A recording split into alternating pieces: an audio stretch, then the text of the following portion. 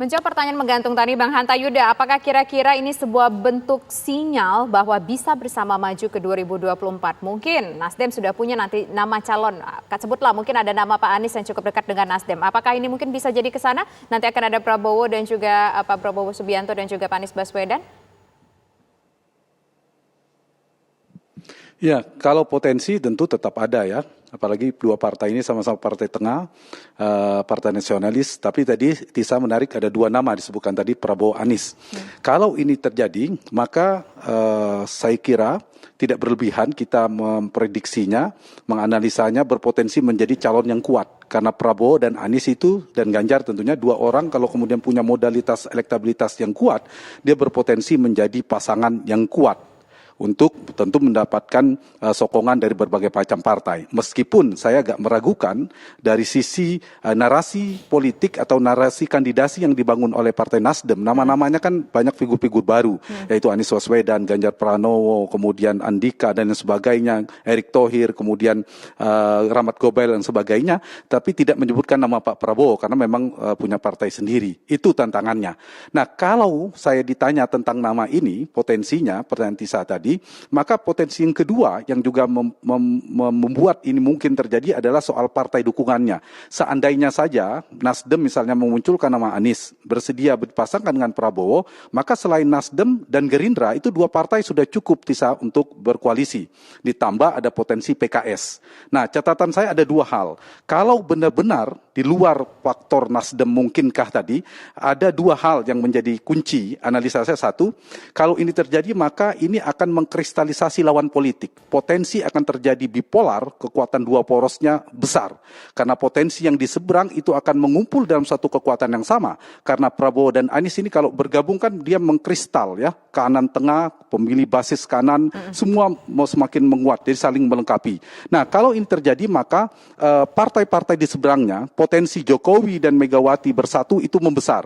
Kemungkinan akan mengusung bersama Golkar, KIB itu, Koalisi Indonesia Bersatu, Golkar, PAN, dan P3, mungkin mereka akan bersatu, mengusung nama Ganjar, prediksi saya, bisa Ganjar dengan Erick Thohir yang santer, kemudian Ganjar dengan Puan Rani, atau Ganjar dengan nama-nama lainnya. Nah, kalau ini yang terjadi, maka potensi porosnya semakin besar, kan di sana ada Ibu Mega dan Pak Jokowi, kemudian ini kalau misalnya terjadi ada Pak Surya Paloh dan Pak JK sebagai kingmaker-nya.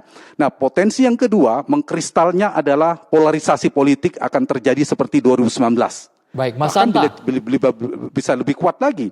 Karena kedua basis masanya akan terkristalisasi, dua basis tadi, bipolar lagi. Kelompok pendukung Prabowo dan Anies, kemudian pendukung Jokowi itu banyak nanti kepada lawannya, itu Ganjar Pranowo. Jadi kontraksi politiknya, potensinya semakin kuat, semakin kencang, semakin kokoh, itu potensinya besar. Dua hal itu catatan saya yang harus diantisipasi, tapi potensi terjadi polarisasi dua kekuatan politik dan polarisasi pemilihnya kuat. Tapi dari sisi terbentuknya partai, saya kira sangat mungkin dua partai ini bergabung. Tapi tantangan terberatnya adalah soal nama. Karena saya belum melihat narasi ini dibangun oleh partai Mas Willy, Partai Nasdem menyebutkan nama Pak Prabowo ya, Mas Ferry. Kecuali, ini pengandaian saya saja, misalnya keduanya memilih menjadi kingmaker.